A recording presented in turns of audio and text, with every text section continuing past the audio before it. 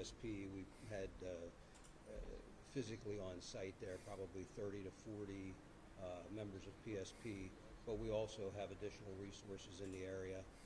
We utilize aviation, for example, and a variety of other resources, dogs to sweep beforehand that really aren't counted in that. And again, the number is driven by what the request is from the Secret Service. You know, just in their defense, I mean, what I would want to say is it is incredibly difficult to have a venue open to the public and to secure that against any possible threat, against a very determined attacker. That's a huge lift to try and do it. And, you know, again, the investigation will really give us an opportunity to take a look at where any failures occurred and what can be done better in the future.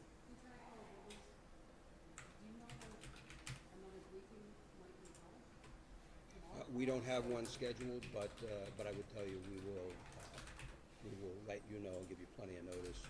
Certainly, as soon as additional things develop that would be noteworthy or of interest to you, we'll get that scheduled and have another with you. Locally, what can residents and businesses expect to happen with the investigation? What's going to be going on? Well, again, the interviews will all be occurring, and so they may see law enforcement in their communities. People came from a wide area to come to this rally on Tool. So, you know, there's going to be law enforcement fanning out, and as additional calls, photos, videos come in, you know, those additional interviews will result in law enforcement being out in the community conducting those interviews. But otherwise, they really shouldn't see any other significant impact in the community. Could you confirm whether it's a male or female homicide? The bystander who died? That's a male. A male? Yes. Now, I'm from a European outlet from Poland, and I'm already getting text messages from back home, and people are asking, how could this happen? What's going on in Europe? I know that it's a philosophical question, but how could you talk to the people outside the United States about what happened here? Well, again, what I would say is a tragic incident that occurred. We're not in a position to start second guessing how or why or anything else at this point. Just know that it will be thoroughly investigated. How are you going to say all If there that? is anyone to prosecute, I it mean, will be done. dude, there's And, photos it will move all forward. online of the But I don't shooter. have a good answer for you. We'll just take one last question. I know that PSP said that you guys were not aware of any additional requests from the Trump team for security. What about the FBI? Was there an additional request for additional security from the Trump team, and was that denied in any way, shape, or form? No, there was no additional request for security that was ever denied by the FBI. So we showed up after the fact. We were monitoring the event, but it was once the incident occurred that we come and we take the primary jurisdiction for the investigation. What do you guys think Thank about you. this? We'll, as we have additional information, we'll provide it. Thank you. Thank you.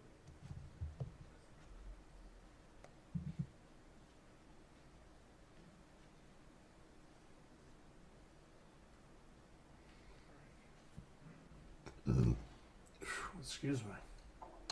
Great work, everybody.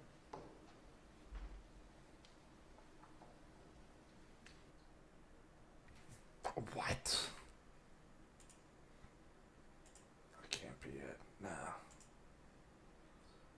Nah, that ain't it.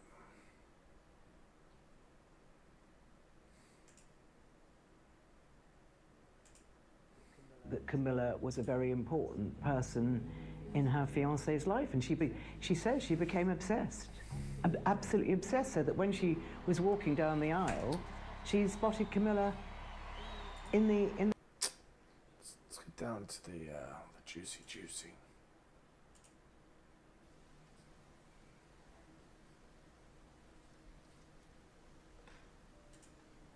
Ongoing set of concerns. What do you make of that?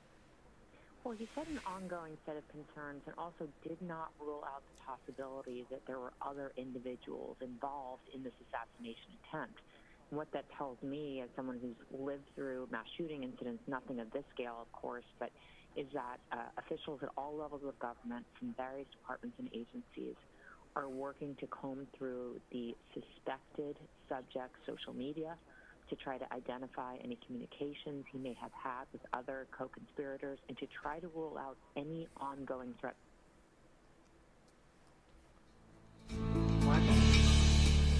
Laverne? No. He may have had with other co-conspirators and to try to rule out any ongoing threat. That's some bullshit.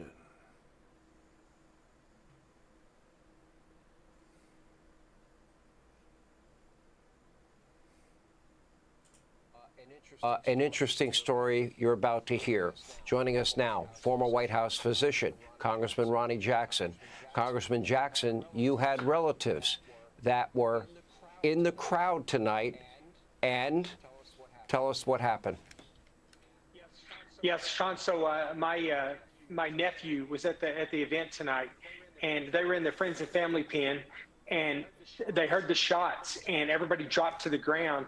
And I don't know if you guys have the picture or not, but he was grazed in the neck. A bullet crossed his neck, cut his neck, and he was bleeding. This is your he got up. Congressman, this is your nephew. Yeah.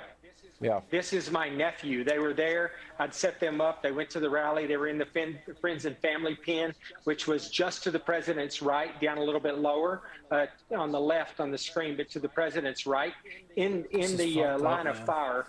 And they heard shots coming in. Apparently, there was someone also that were 4 or 5 rows behind them that was critically injured. Whenever he was shot, they realized that a bullet had grazed his neck. My sister-in-law had encouraged him to go to the first aid tent, to the triage tent. They went to the triage tent, and when they got to the triage tent, while they were there was another member of the crowd, unfortunately, that was in the triage tent that was on a gurney in the tent that had a devastating wound, had a critical wound to the head, that was dead. So. Just a horrific experience. Well, let's talk about what the president did say about his injury. And I ask you not as a congressman, but as a medical doctor. I was shot with a bullet. It pierced the upper part of my right ear. We have gone over that head turn that everybody's been focused on, Dr. Jackson. And you could see, had that turn not taken place from the angle that I see, that probably would have hit him right in the head. He probably would have been assassinated based on how close this got to him. We're talking about a millimeter or two, and this would be a discussion about an assassination, not an assassination attempt. He said he knew immediately something was wrong in that he heard a whizzing sound, shots, and he immediately felt the bullet ripping through his skin. Talked about much bleeding and realized immediately what was happening. He very quickly dropped to the ground. All these other guys jumped on him, and I'm sure that in and of itself was not exactly a comfortable moment for anybody, but God bless those men for putting their lives on the line and covering him and protecting him the way they did. When you talk about, life is really, in this case, I don't even know if it's an inch. Is it a millimeter? You tell me. Sean, it's millimeters. That is as close as you get to dying. That bullet, if he had turned just a little bit, would have entered his head, and if it had entered his head, it would have crossed through his brain, and he would have been dead. This is the closest you get to dying. And I just want to tell you a couple things, Sean. First off, I know his detail. And he has an unbelievable Secret Service detail. They are some of the most dedicated Secret Service agents I've ever been around. I've got some serious questions about Secret Service leadership tonight, but I don't have any questions about his detail. His detail is the best they're the best that's out there. And I want to say I have never, Sean, ever been prouder of my president tonight. When he got up and he had blood on his head and he shook his fist, unbelievable. Unbelievable. I know him so well. That was a projection of strength that I think will symbolize this event as we see it through the prism of history. It's hard in the moment to see that. you know, we've had other moments in history. You know, Ronald Reagan famously saying, for example, before they operated, after he had been shot, "I hope you're all Republicans." That comes to mind. Or George Bush after 9/11 with that bullhorn. The rest of the world will soon hear from us. There's a moment. Donald Trump gets up. He was just shot, and he has to put his fist in the air, not once, but twice. Dr. Jackson, thank you. Sean. Yeah, go ahead, Sean, Les. that man's a warrior. He's a warrior. Yeah, we He's appreciate. a warrior, and he's fighting for all of us. We appreciate you being with us. Damn.